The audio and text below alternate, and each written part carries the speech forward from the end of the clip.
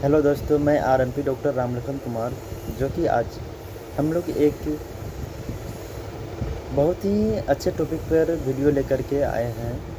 यदि कोई पेशेंट जहर खा ले तो उसको कैसे ट्रीटमेंट करें, क्या ऐसे उसको मैनेज करें। तो चलिए हम लोग डायरेक्ट मुद्दे की ओर जाते हैं, क्योंकि रूरल एरिया में छोटे छोटे बात पे कोई भी मैटर झगड़ा लड़ाई होने पर व्यक्ति लोग क्या करते हैं, भोजन ले लेते हैं, जो कि गांव घर में ऑर्गन फास्फोरस बहुत सारे भोजन होते हैं जो कि खेती के लिए यूज करने के लिए रखते हैं घर पे। तो यदि कोई पेशेंट भोजन ले लेता है, जहर खा ले, तो उसको कैसे हम लोग हैंडल करेंगे। चलिए इसको हम लोग विस्तार रूप से जानते हैं। सबसे पहले जैसे मेरे पास कोई भी भोजन केस आता है तो उसको सबसे पहले हम लोग एक बेड पे देंगे। बेड पे देने के बाद उसके आँख के पुतली को चेक करेंगे, क्या उसके आँख का पुतली डायलेटेड तो नहीं है ना। यदि ज़्यादा डायलेटेड नज़र आ रहा है तो उसको सबसे पहले रेफ़र कर दे हायर सेंटर। यदि ठीक ठाक लग रहा है, उसका मॉनिटर लगा के चेक करना है, बीपी कितना है, पल्स रेट कितना है, ऑक्सीजन कितना है, हार्ट रेट कितना है। यदि सब कुछ ठीक ठाक लग रहा है तो उसको हैंडल कर सकते हैं। सबसे पहले हैंडल करने के लिए करें क्या, सबसे पहले उसको बेड पे देना है। बेड पे देने के बाद उसको राइस ट्यूब नाक की डालना है, उसको डायरेक्ट स्टोमच में, पेट में राइस ट्यूब डालना है। 14 नंबर या 16 नंबर का डाल सकते हैं यदि एडल्ट पेशेंट है तो। उसके बाद उसको 50 ml डिस्पो से उसको वॉशिंग करना है।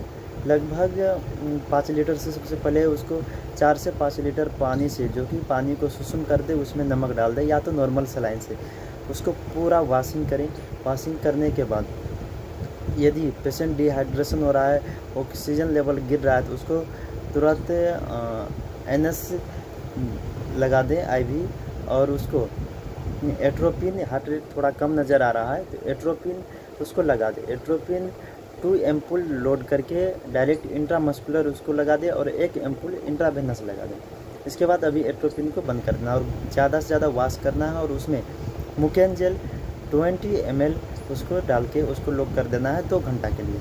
2 घंटा के लिए लॉक करने के बाद उसको वॉश करने के बाद उसको ड्रिप चलने देना है। RL NS DNS D5% चलेगा, और उसको मुंह के थ्रू कुछ भी भोजन के रूप में लिक्विड की चीज़ में नहीं देना है, बिल्कुल उसको सलाइन पे रखना है। मुंह से लिक्विड कोई भी तरह का पदार्थ नहीं देना है। और उसके बाद उसको सबसे पहले मेट्रोन IV TDS चलेगा, सुबह शाम दोपहर मेट्रोन चलेगा। लगभग उस पेशेंट को 48 से 72 घंटा एडमिट रखना है अपने क्लिनिक में या हॉस्पिटल में।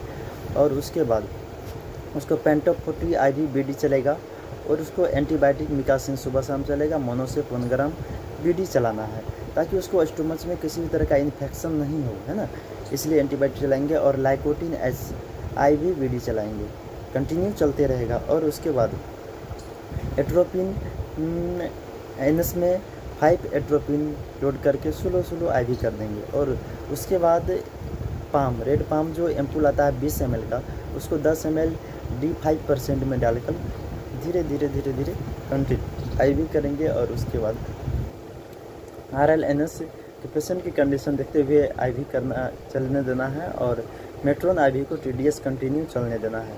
यदि बीच में कोई भी तरह का सिम्टम्स आता है तो उसको मैनेज करना है। यदि ज़्यादा कंडीशन ख़राब लगे तो उसको सबसे पहले हायर सेंटर भेज देना है ना। और 4 से 5 घंटे के बाद जो रेड पाम हम लोग 10 ml D5% में डाले थे, उसको फिर DNS में 10 ml डाल के उसको स्लोली IV कर देना। बस कंटिन्यू इतना ट्रीटमेंट चलेगा 3 दिन तक। पेशेंट बिल्कुल अच्छे तरह से रिकवर हो जाएगा, और उसको पेशाब के रास्ते राइस ट्यूब नाक के थ्रू और पॉलिश कैटेटर पेशाब के रास्ते लगा देना है, ताकि उसको यूरिन आउटपुट करने के लिए बार बार बाथरूम टॉयलेट नहीं जाना पड़े। इसलिए उसको पॉलिश कैटेटर बहुत ही ज़्यादा ज़रूरी होता है।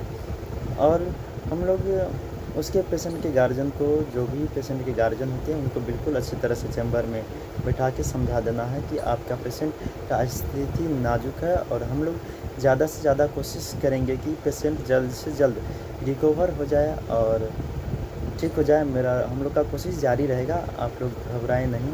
और स्टाम्प पेपर पे जो भी बॉन्ड पेपर होता है उस पर सिग्नेचर करा लेना है, ताकि किसी भी तरह का समस्या नहीं करना पड़े। यदि और आपको अपने जो भी नज़दीकी पुलिस स्टेशन वहाँ इन्फॉर्मेशन दे देना है, वहाँ कॉल करके बोल देना है, या तो एक चिट्ठी लिख के भेज सकते हैं कि मेरे पास ऐसे ऐसे पेशेंट वजन खाए हुए हैं जो कि मेरे पास अभी एडमिट हुए हैं, इलाज चल रहा है।